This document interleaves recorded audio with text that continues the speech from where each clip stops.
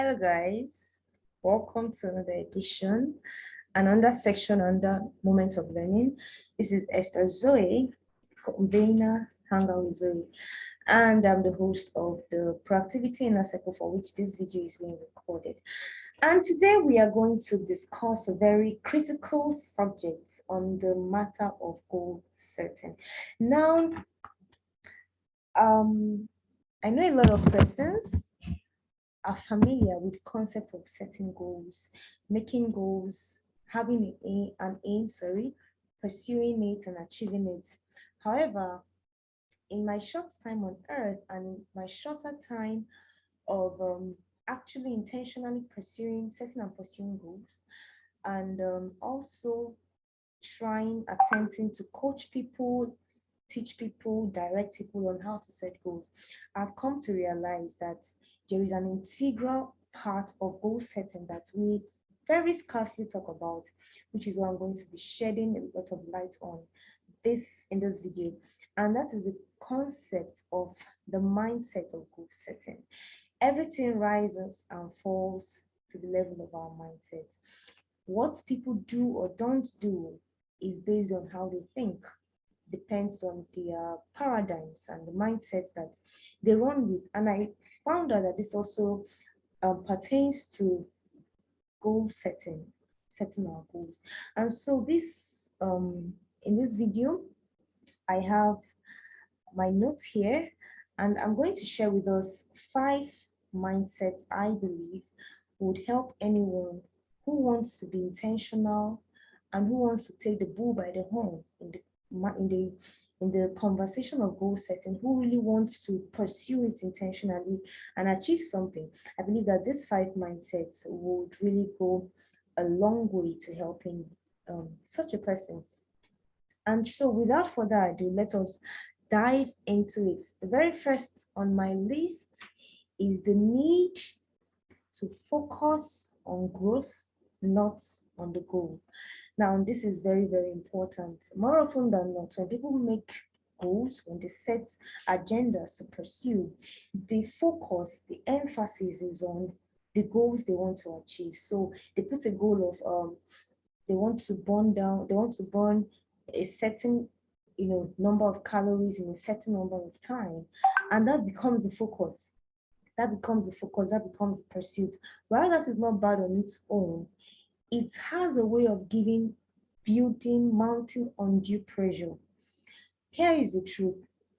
There is nothing, as long as you've decided to leave comfort zone into something that is not comfortable but is helpful, it is not going to come easy. You are going to work, you are going to fail severally. So more often than not, when people set goals with intention or with their mind focused on the goal and they don't meet the goal, they are bound to begin to feel frustrated. They're bound to begin to feel worthless or irresponsible. And that is not the kind of mindset that pursues further goals. That is the kind of mindset that says, oh, well, I tried before, it didn't work. What's the use? But no, there is a use, because it's not the first straw that breaks the camel's back. It is not the first axe swing that cuts down the tree. Okay, there's need for consistency, for persistency, and for continual deliberate action attempts on that thing. So when the focus is on the goals, you notice that when you don't meet those goals, then you are going to feel horrible, you're going to feel like you've let yourself down, and the motivation to do more will be lost. Nonetheless, when the focus is on growth, when the focus is on being intentional in growing, then you see that you let yourself off the pressure to be perfect at the very first time. Okay, you let yourself off the pressure. You want to read a book in 1 month, you want to read 2 books in 1 month, you end up reading 1. When the focus is on growth, on goals, you might have this idea of, oh boy, what have I done to myself? I didn't meet the expected goal. So, messed up. And that could demoralize you. But when the focus is on growth, then you could see yourself having the mindset of, oh well, last month I didn't read anything, and this month I read one. Yes, I wanted to read two, but I read one. Meaning I have progressed from zero to one. And that means if I can be more intentional, I could actually progress from one to two. And what does that do? It gives you the needed vibe and the needed firing to actually pursue, you know, continual setting and intentional pursuit of that goal. So focus on growth and not on the goals. Point number two is the need to understand that, like with God, purpose is constant, but the plans may change. Okay, God's purpose for creating man was for man to worship him. Okay, God wanted man to worship. And so when that purpose was, when that's okay, God's plan and purpose for man was for worship.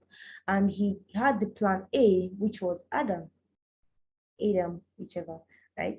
He had plan A, which was Adam.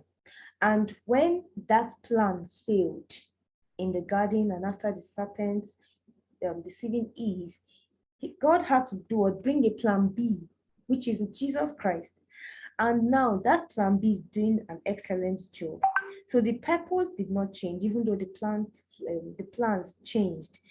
Now, bring this mindset, bring this idea into goal setting, and you will note that when you have a purpose and you set a goal, the strategies, how you intend to achieve it, is bound to fluctuate. Yes, it is bound to fluctuate, and it fluctuates with times and seasons. I'll do an entirely different video for times and seasons and goal settings. Not, however, the idea is that because you are not in control of everything that happens around you, sometimes the plan you set, the strategy you have set, might not work. Mind you, it's very important to know that when you're setting goals and you're putting up strategies, you're putting those strategies based on what you feel would work or what you heard somebody said would work. And when you try it out and it didn't work, what do?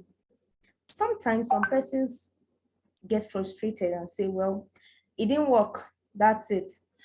But remember, growth, not goals. And so when you understand this, that the purpose or the goal can stay constant, even though the strategy can change.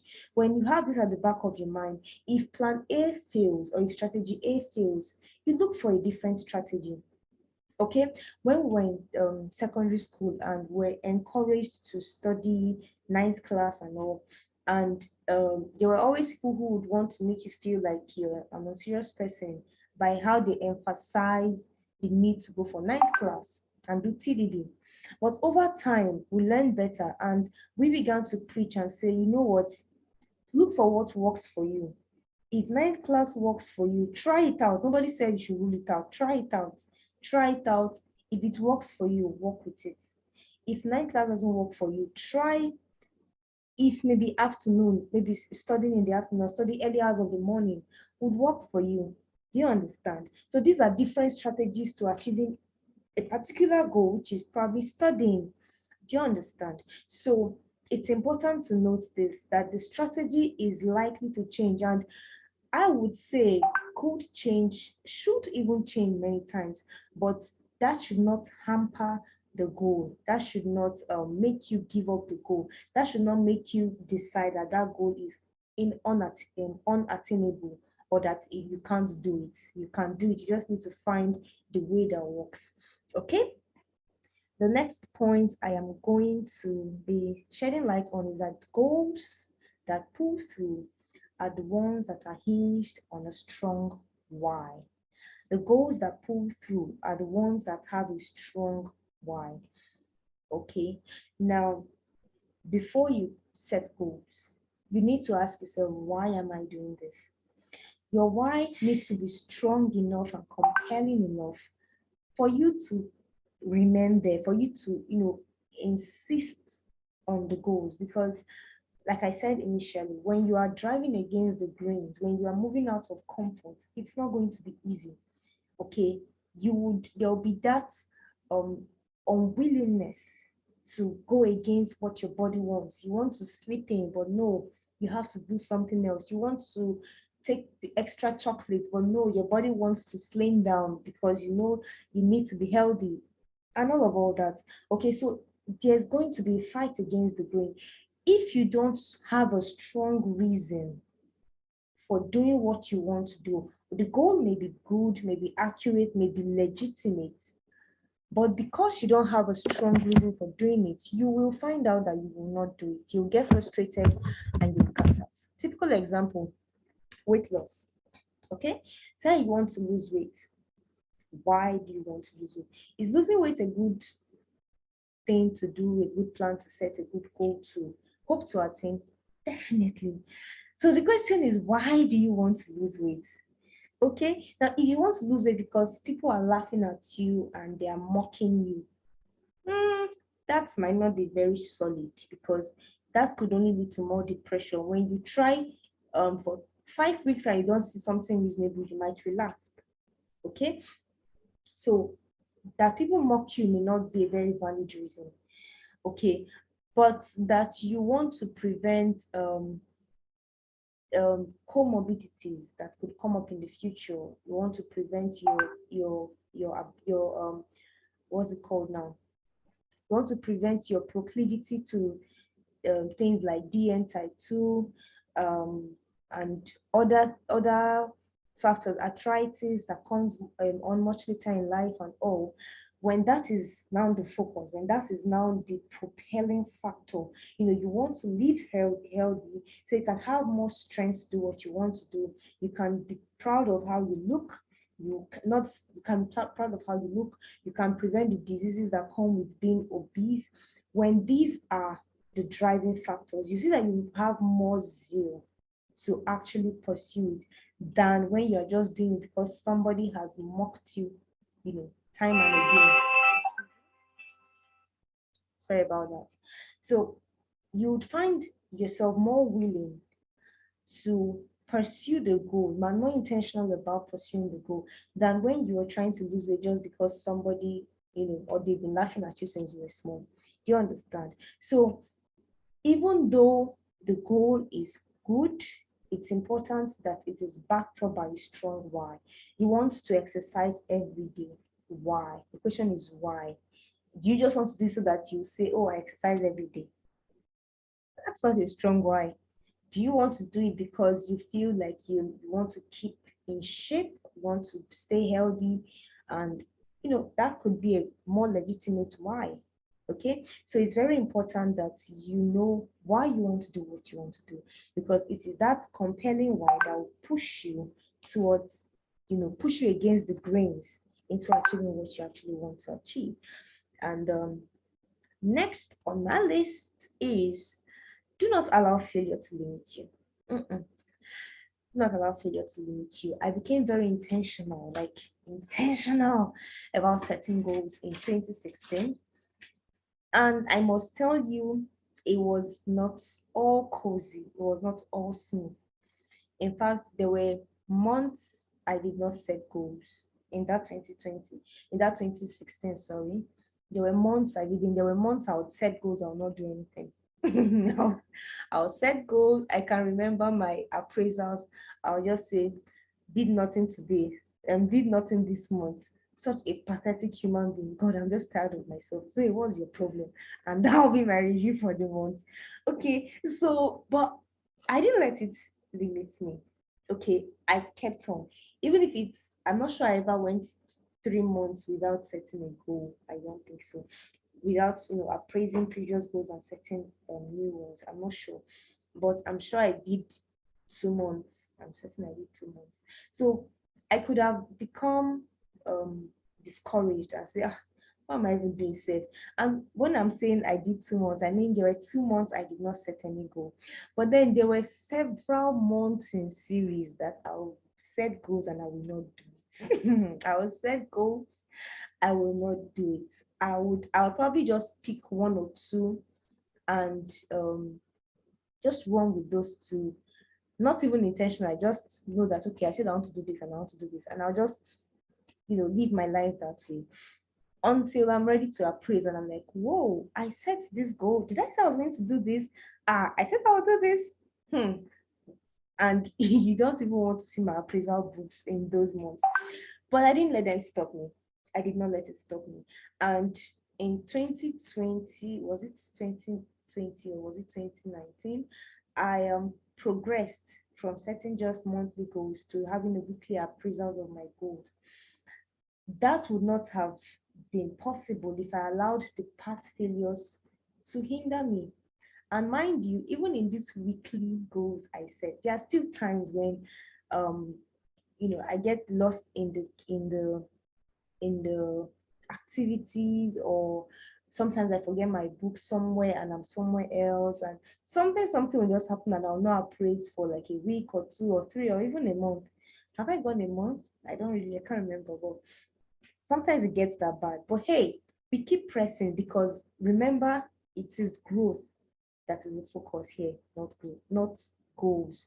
Not just that you set the goals and you take them off, but that you're actually growing. Okay. So it's important. Don't allow failures to limit you. Set your goals. Pursue them as much as you can. You would have times when maybe you failed a course and you're just depressed, or you have to resit a class and you're depressed. You lost a parent, a loved one, you're depressed, or something happened in your emotions, your love life, or a good friend of yours backstabbed you. Emotions, and all these things, they are affecting it, or you step into an entirely new season of your life that does not permit, so much pursuit of that goal, or an environment that is not conducive enough, and so you're not pursuing it. Don't back down. Just understand that, okay, my environment cannot permit me to pursue this goal. Is there any way I can configure my environment to allow me? If you've explored all there is, you really explored all there is, and there is no problem, just keep it somewhere. There'll be there'll be a time you leave the environment, or the environment becomes more conducive and you go back to doing what you're supposed to do. Do you understand? So don't allow failures to limit you. And the last on my list, which I believe is probably the most important thing, is this: your goals will not do themselves. Your goals will not do themselves. Hey, writing goals is not what will make it happen. It is you who will make it happen. This is one thing that I just had to come to terms and remind myself more often than not. It's not setting those amazing, amazing, amazing goals, and I'm very good with words when I'm writing. So come on, I can paint it looking so beautifully well that someone will look at it and be demoralized. If they don't have self-esteem, they'll be demoralized. Like, Esther, only you setting all these goals and all that, right? So, but it's not in the goal setting. You set the goals as perfect, but hey, are you doing it? The goals won't do themselves. That's the point. You have to be the one to put in the work. If you said you were going to jog 10 minutes every day, you would have to wake up by a certain time. You would have to get up from your bed, you would have to put on your apparel, and you would have to go jogging. If you said you're going to learn a skill, it is you who will learn the skill. That you wrote it down does not mean that it's going to happen. You have to put in the work. And this is a mindset that you must have if you know that you want to, achieve the goals you will be setting. Because trust me, it's not difficult to set goals. It's not difficult to paint something glamorous on paper and look at it and it's all looking cozy and nice. You must do the work. You must do the work.